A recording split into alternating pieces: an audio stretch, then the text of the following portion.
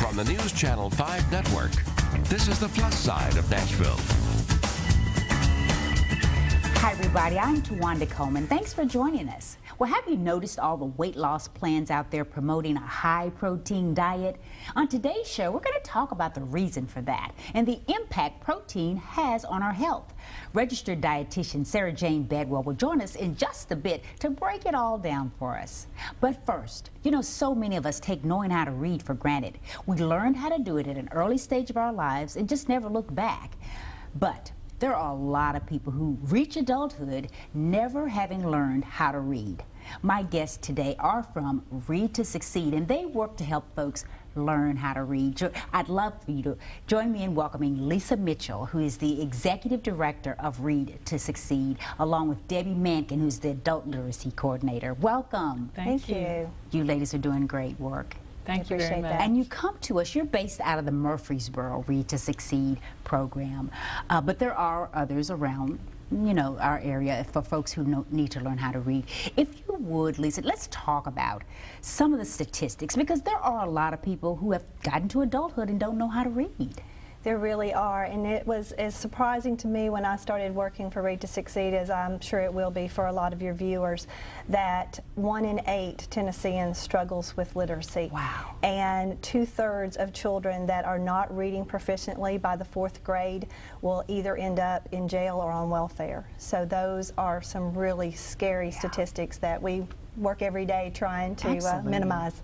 So by the time we reach the 4th grade, if we're struggling, if our children are struggling to learn how to read, do they lose interest, you think? Why is it that they never really grasp reading? Debbie's our educator. Yes. I think a lot of the reasons is that they get to the point by the time they're in 3rd grade that they know if they are a good reader or not. And so they pick up coping skills in order just to be able to get by. And because our education system sometimes is overwhelmed with the demand for help with those people who are not good at reading, then as long as they don't have an advocate for them to be able to go and say, you know, my child needs help, then a lot of times they just keep getting passed on, unfortunately. So, well, Lisa, let's talk about the people that you actually serve. Adults. You also offer English as a second language classes. There's many different types of people who have reading problems that you work with. Talk about some of the people you serve and your overall mission in helping them. Well, our overall mission is just to improve all types of literacy. We work on health literacy, we work on financial literacy. I hear Debbie tell people all the time that whatever a learner comes to us needing to improve, that's what we work with them on. So, you know, they may just want to work on budgeting skills, or they may have a higher goal of passing the GED or the HiSET, but whatever their goal is to improve their life, that's what we want to work with the adult learners on. As far as the children are concerned, we work through the school system, cooperating with MTSU and their education students to put on activities in the schools to help those children improve and get back on level. And a lot of times we find our adult learners through those programs in the schools, because a lot of times we find out that the children that are struggling also have struggling parents, so it all kind of works together. If you don't have a parent who ever reads to you or points out the importance of reading, then chances are you may never learn how to read as well. Well, I know, Debbie, you work very closely with the adults in helping them learn how to read, and we've got some pictures of just how you sort of help these folks get tutoring. Do they have an adult that's assigned to them? Is that how that works? That's exactly how it works. We require our tutors to go through a 6-hour training procedure that we do with them, and then they do some online training also. And then once they are trained, I work to pair them up with the learners that come to us. And one of the beauties of our program is the flexibility, because I ask the learners when they come, when would be a best time for you to be able to work with a tutor, and I also ask the tutors the same thing. Okay. So we pair them up at a convenient time for the two of them to actually be able to work together. So, well, I know one pairing that I think has been a very success right there. We have, is that Cecil? Cecil Parker, Yeah. and that's his tutor, Robin Coble.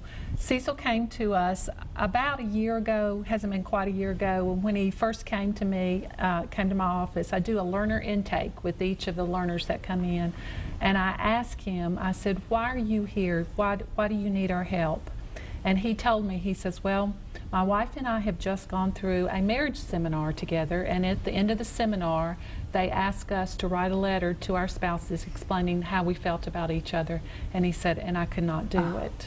Wow. And I said, how old are you, Mr. Parker? And he said, I'm 72 years old, and I've been married for 47 years. Wow. And so, anyway, he went on to say, he says, it's just time for me to learn how to read. I just did not have the ability to be able to read in order to write the letter I wanted to write to my wife.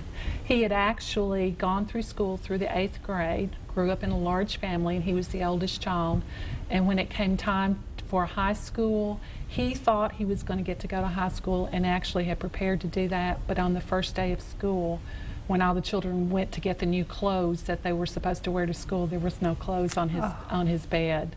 And when he went to his father and said, where are my clothes for school? He said, son, I've got to have you on the farm. You're going to have to stay home from now on. And it just broke his heart that he didn't get to go on to school, because he really had wanted to do that. Wow. But he also pointed out to us that one of the things that that had happened while he was growing up was on the farm, a lot of times he had to stay home and do the work. So when they were teaching the things as far as reading was concerned, he missed a lot of it because he was just having to help out, you know, with the farm business that they were in at that time. So his story was quite touching when we heard it. So where's Mr. Cecil in his whole process right now? He is reading up a storm, I can tell you.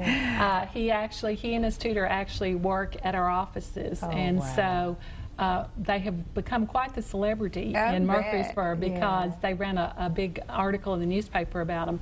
One of the things that we strive to do when our learners come to us is confidentiality, because it is a big deal for a learner to admit that they cannot read or that they need help with literacy. But we got his permission in order to be able to run his story, and he's gotten cards and notes from people all around, you know, congratulating him on the fact that he was willing to admit that there was a problem there and that he needed help with it. Well, he's got a wonderful story. We so appreciate he allowing us to share more of it. And we've got some more pictures. We got more information on the whole Read to Succeed program, but we got to take a break. And when we come back, we'll have more on Read to Succeed right after this. So stay with us.